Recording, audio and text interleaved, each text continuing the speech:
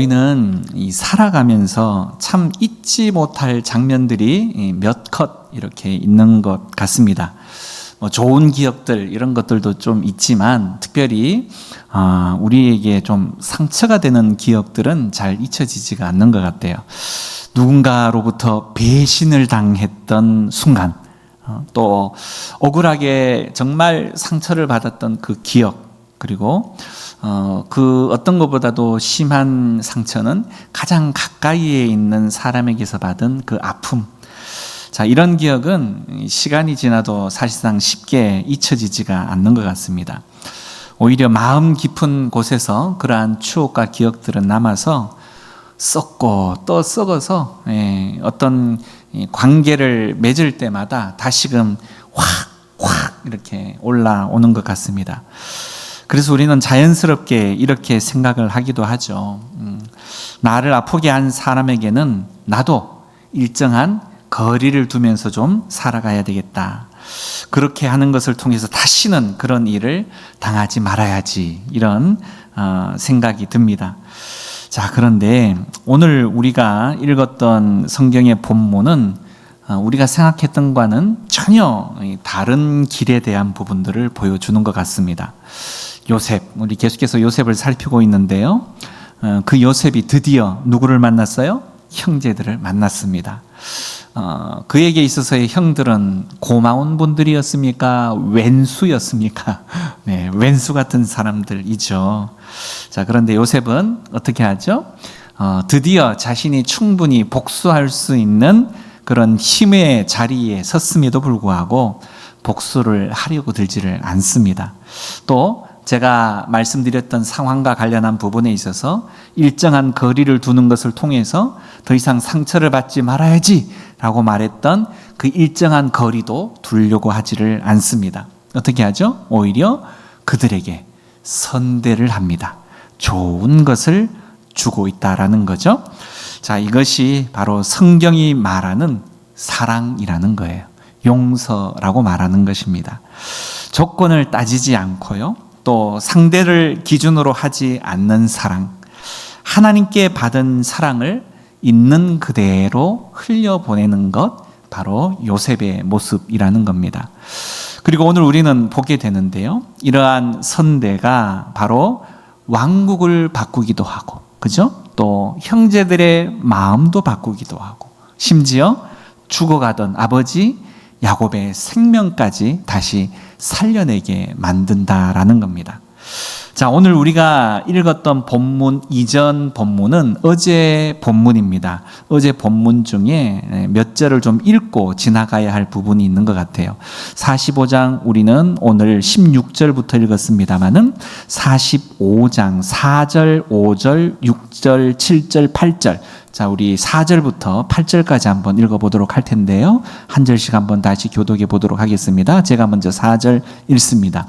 요셉이 형들에게 이르되 내게로 가까이 오소서. 그들이 가까이 가니 이르되 나는 당신들의 아우 요셉이니 당신들이 애굽의 판자라.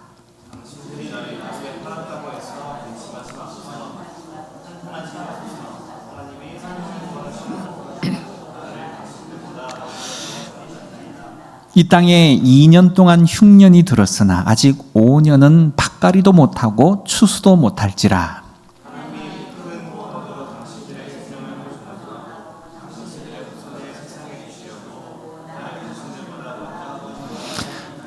8절을 같이 할까요? 그런즉 나를 이리로 보낸 이는 당신들이 아니요 하나님이시라. 하나님이 나를 바로에게 아버지로 삼으시고 그 온 집의 주로 삼으시며 애굽 온 땅의 통치자로 삼으셨나이다. 아멘. 이 5절의 말씀, 4절, 5절, 6절, 7절, 8절의 말씀이요, 창세기 전체를 요약할 수 있는 본문이라고 말할 수도 있습니다. 무슨 이야기냐? 요셉의 인생 자체는 참으로 참 안타까운 인생이고 억울한 인생이고, 그죠? 그렇게 대변할 수 있는 한 사람의 인생이라고 말할 수 있을 것 같은데, 그가 자신의 인생을 평가할 때 뭐라고 이야기를 합니까? 형들이 판 자가 요셉인 나인데 당신들은 나를 팔아서 내가 애굽으로 온 것처럼 보이지만 실질적으로는 어떻게 해요? 하나님이 나를 여기에 보내셨다. 왜요? 내가 이 이집트도 구원할 뿐만이 아니라 나를 통해서 우리의 가족 전체를 구원하기 위한 하나님의 특별한 계획 안에서 이루어진 것이다. 이렇게 고백하는 거예요. 자, 여러분, 이 고백이 말이 쉽지 쉬운 고백일까요? 참 어려운 고백입니다. 어려운 고백이에요. 그렇죠? 이 고백이 있기까지 요셉이 당했던 수많은 고통의 나날들이 얼마나 많았습니까? 얼마나 많이 그 형들을 생각하면서 이가 갈렸고 또 가슴이 미어지고 또 괴로운 시간들이었겠습니까? 요셉의 이야기를 쭉 읽어보면요, 요셉의 이야기 가운데에 하나님께서 요셉을 향해서 말씀하신 구절이 단 한 구절도 없어요. 무슨 이야기냐? 요셉이 하나님을 신앙하고 어려움을 당했을 때 기도 안 했을까요? 기도했어요. 그런데 그 기도에 하나님이 단 한 말씀도 대답해 주시지 않았다는 겁니다. 요셉이 특별히 잘못한 것이 없었습니다. 특별히 그가 죄를 지은 부분이 있지 않았어요. 아니, 죄를 지었다 손 치더라도 그렇게까지 고통스러운 나날을 보내야 할 만큼의 죄를 지은 모습은 아니었다는 겁니다. 그런데도 불구하고 그의 억울하고 고통스러운 나날 가운데에 단 한 차례도 하나님이 말씀하셨다라는 구절이 보여지지 않았습니다. 요셉은 그 시간을 지나가면서 하나님에 대한 원망 없었을까요? 잘 모르겠어요. 성경이 기록하고 있지 않으니. 하지만 하나님이 아니니 그 또한 사람이니 얼마나 하나님 앞에 여러 가지 답답한 시간들을 보냈겠습니까? 그 시간들을 보내고 지금 이 자리에 형들을 앞에 두고 이 고백을 할 수 있었다라고 말하는 것 참 보통 내기는 아닌 것 같습니다. 그렇죠? 뿐만 아니라 우리는 이 요셉과 하나님과의 관계 안에서 요셉은 하나님을 발견하지 못했지만 성경 가운데에 하나님의 독백과 같은 이야기들이 계속해서 반복되는 구절이 있습니다. 그 구절은 뭐냐?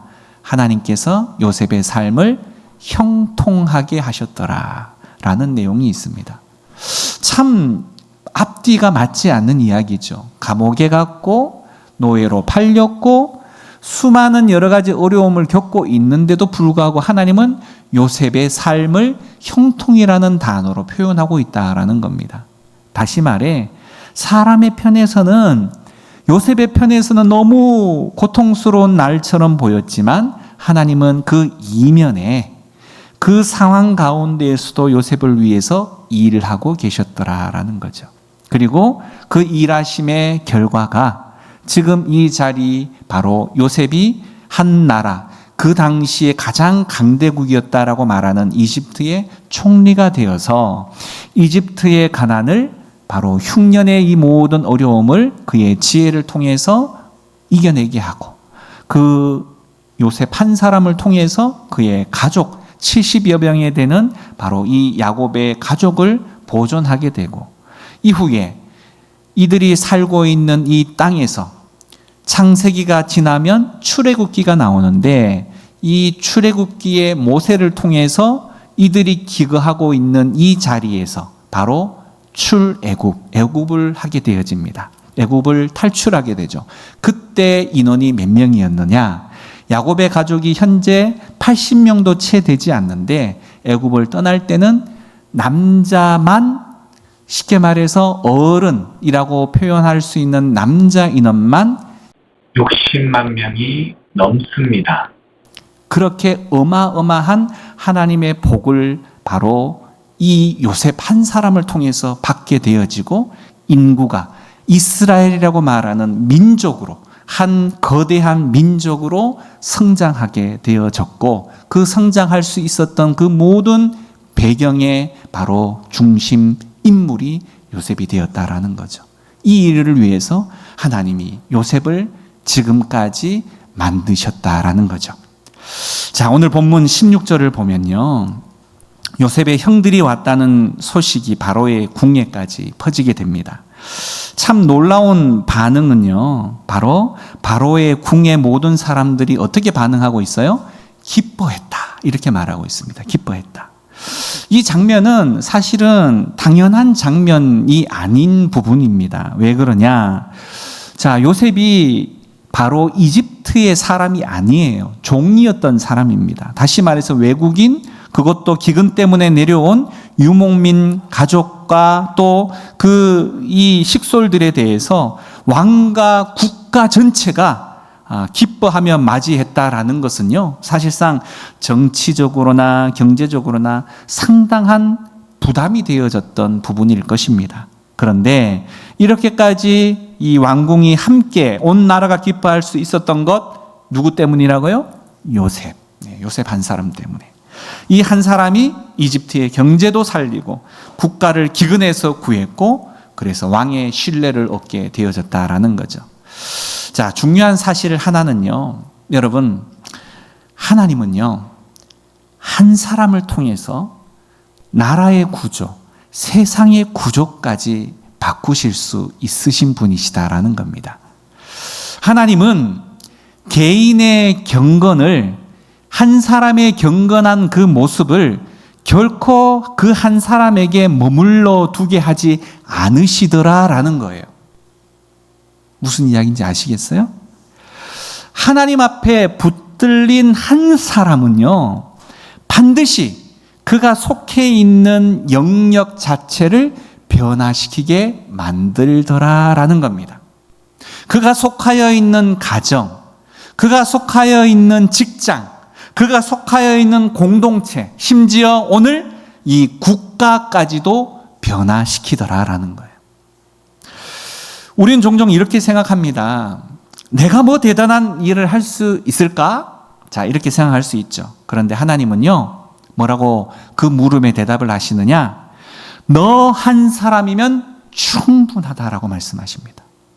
나 한 사람이면 충분하대요. 요셉이 바로 그 증거입니다. 그의 신실함, 그의 인내, 그의 믿음이 결국은 왕의 마음까지 움직이더라라는 거죠. 자, 이제 장면은 형들에게로 넘어가게 됩니다. 요셉은 형들에게 선물을 주죠. 뭘 줄까요? 자, 특별히 공통된 선물이 있습니다. 뭘까요? 성경을 읽으셨는데 뭘까요? 옷입니다. 옷을 줬죠. 자, 이 옷이 가지는 의미는 뭘까요?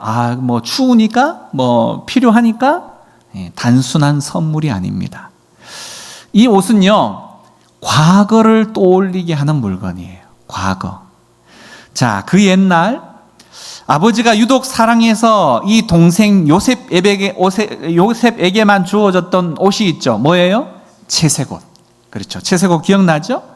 자, 이 채색옷을 형들이 벗겼습니다. 아버지가 입힌 채색옷을 형들이 벗겼어요. 질투심 때문에. 그 옷에다가 피를 묻혀서 아버지를 속이는 도구로 사용을 합니다. 결국 그 옷은 질투의 상징이요, 증오의 상징이 되고 말았습니다. 자, 그런데 지금 요셉이 다시 옷을 형들에게 주고 있어요. 이것은 단순한 선물이 아니라고 말씀을 드렸습니다. 그렇다면 복수일까요? 복수? 형들은 이 동생 요셉의 옷을 받아들고 가슴이 아주 뜨끔했을 겁니다. 그렇지 않을까요? 그의 옛날 과거가 마구 머릿속에서 생각이 났을 겁니다. 그런데 요셉은 정작 그 옷을 선물하면서 뭐라고 이야기하느냐면 나는 너희를 용서했다라는 겁니다. 그런 의미로 옷을 선물한 거예요. 더 놀라운 것은 요셉이 더 이상 과거를 들추지 않는다라는 점입니다. 그들을 정죄하지 않죠. 책임을 묻지 않습니다. 복음은요, 복음이 뭐예요? 기쁜 소식이잖아요. 기쁜 소식은 더 이상 과거를 계산하지 않는 거예요. 10년 전에, 20년 전에 그랬잖아. 아니요. 기쁜 소식 복음은요, 더 이상 과거 일에 매이지 않습니다. 하나님께서 우리를 대하실 때도요, 너 그때 그랬지!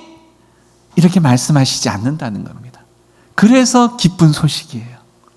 우리가 지금까지 수없이 저질렀던 수많은 죄악의 모습들을 하나님께서 때때마다 기억을 다 하신다고 하신다면 어떻게 되실까요? 우리는 살아남지를 못해요. 그렇죠? 우리가 하나님 앞에 하나님 용서하여 주옵소서라고 말했을 때 하나님은 우리를 용서하신다라고 말씀하세요. 그렇게 용서하신다라고 말할 때 두 가지 비유를 듭니다. 첫 번째, 말씀을 지난번 주기도문 할 때 한번 말씀을 드렸습니다. 동이 서에서 먼 것 같이 라는 표현을 써요. 여러분, 동쪽이 어디서부터 시작입니까? 해가 뜨면 동쪽이죠. 그러면 동쪽이 어떻게 동쪽이면 여기서부터 5km까지가 동쪽입니까? 8km까지가 동쪽입니까? 그러면 자, 동이 서에서 먼 것처럼 서는 도대체 동쪽과 서쪽의 거리는 얼마입니까? 계산할 수 없어요. 그죠? 방향만 동쪽이고 서쪽이지 어디서부터 어디까지라는 목표 지점이 없습니다. 방향일 뿐이지. 다시 말해 하나님의 용서는 거리가 계산할 수 없을 만치 너무 멀기 때문에 생각하지 않는다는 겁니다. 우리의 피의 그 색깔이 붉을지라도 눈과 같이 희게 하겠다라고 말씀하셨어요. 머리 뒤로 던져버리겠다 말씀하십니다. 뒤로 던져버리면 보이지 않는 거죠. 기억하지 않으시겠다는 거예요. 결국 용서라고 말하는 것은 다시 꺼내서 계산하지 않는 거예요. 이게 바로 기쁜 소식이라는 거죠. 하나님이 우리를 용서하심이 완전히 잊어버리시는 그 은혜를 우리가 경험한다라는 겁니다. 요셉은 지금 그 복음을 자신의 몸으로 살아내고 있는 겁니다. 그리고 한 가지 더 중요한 장면이 있습니다. 24절의 말씀에 당부를 합니다. 뭐라고요? 길에서 다투지 마세요. 이 말은요, 단순한 겉면이 아니라 형들의 마음을 요셉이 꿰뚫어 보고 있는 거예요. 꿰뚫어 보고 있는 거예요. 돌아가는 길에 얼마든지 자기들끼리 서로 책임을 떠넘길 수 있는 상황들이 있을 거라는 거죠. 그래서 옛날에 너가 그랬잖아, 형이 그랬잖아, 동생이 그랬잖아, 과거를 다시 끄집어내면서 집에 가는 길에 온통 다툼의 장이 되어질 수 있을 거라는 겁니다. 그런데 요셉은 말하죠. 형님, 이제 싸움은 끝났습니다. 책임을 묻지 않습니다. 여러분들 안에서도 더 이상 그것에 대해서 이야기하지 않으셔도 됩니다. 용서는요, 감정이라고 우리는 생각을 하는데 용서는요, 결단입니다. 결단. 그리고 진짜 용서는요, 말씀드렸던 것처럼 과거를 다시금 현재 지금으로 끌어오지 않는 거예요. 여러분은 여러분의 부모님을 용서하셨습니까? 여러분은 여러분의 형제를 용서하셨습니까? 여러분은 여러분을 괴롭게 했던 수많은 그 사람들을 용서하셨습니까? 이제 이야기의 절정 부분입니다. 25절부터는요, 형들이 이제 아버지 야곱이 있는 곳으로 와서 동생 요셉의 소식을 전하게 되죠. 아버지, 당신이 그렇게 아끼고 사랑했던 아들 요셉이 살아있어요. 그런데 이 야곱은 도무지 믿겨지지가 않는 거죠. 아니, 지금 내가 아들을 못 만난 지가 지금 몇 년인데 살아있다고? 말이나 돼? 자, 22년, 장장 22년 동안 그는 상실 속에 살았습니다. 희망이 사라진 사람, 그 사람은요, 좋은 소식을 들어도 잘 믿겨지지 않아요. 잘 믿지를 못합니다. 자, 그런데 그 아버지 야곱을 한순간에 바꾸게 만든 내용이 있습니다. 그 사실을 아들들이 말한 이야기를 믿게 된 내용이 있어요. 뭘까요? 수레를 보았습니다. 수레.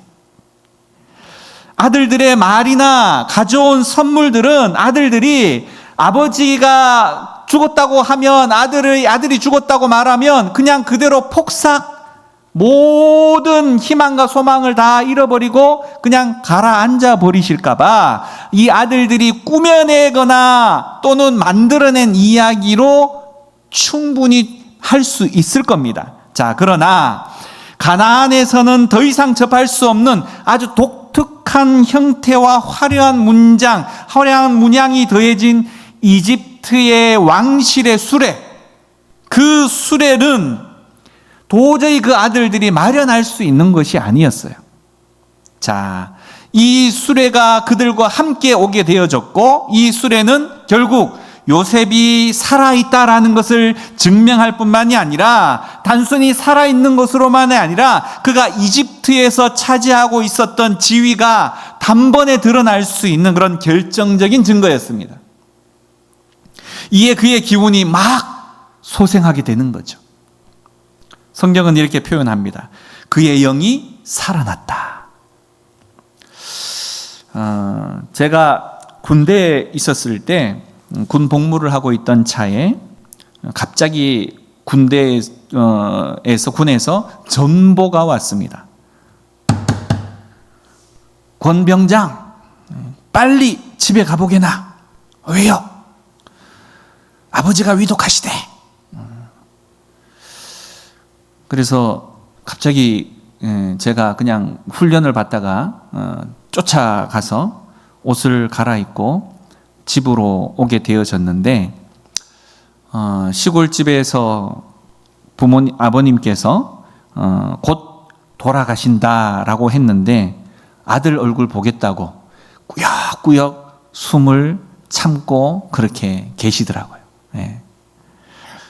그리고 다시 부대에 복귀를 했는데 얼마 되지 않아서 또 전보가 띠디디디 왔어요. 권병장, 아버지가 곧 돌아가실지 모른대. 그래서 한 두어 번 아버님 때문에 휴가를 나왔습니다. 자식의 얼굴을 보면 또 살아요. 그만큼 부모가 생각하는 자식을 향한 마음은 이루다 말할 수가 없죠.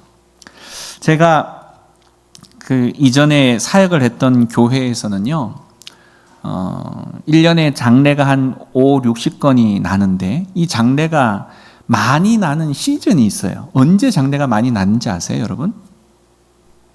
명절 다음 날입니다. 무슨 연관성이 있을까요, 여러분? 부모님들이 자식의 얼굴을 볼 때까지 견디는 거예요. 그리고 명절이 지나고 그들이 떠나면 이제 됐다라고 마음을 놓으시는 겁니다. 오늘 이 야곱이요, 아들 요셉의 소식을 듣고 그의 얼굴을 꼭 보러 가야 되겠다. 삶의 목적이 생겼어요, 다시. 그래서 그의 영이 살아났습니다.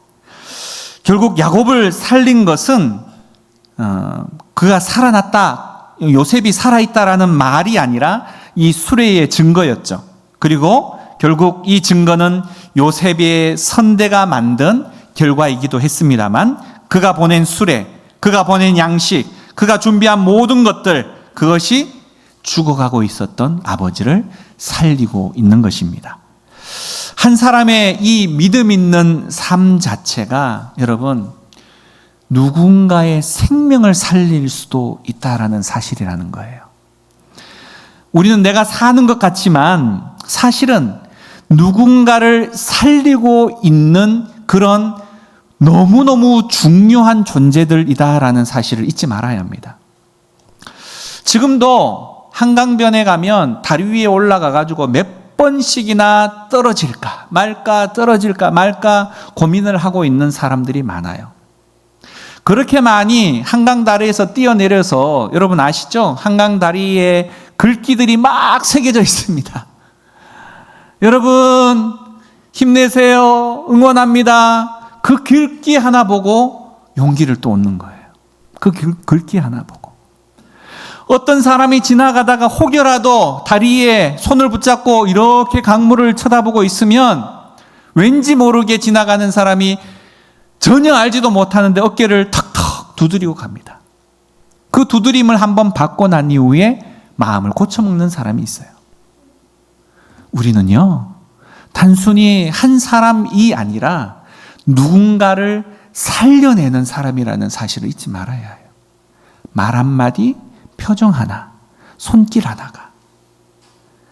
오늘 이 요셉이 없었다면요, 아버지 야곱은 그대로 죽음의 그림자 속에 머물렀을 것입니다.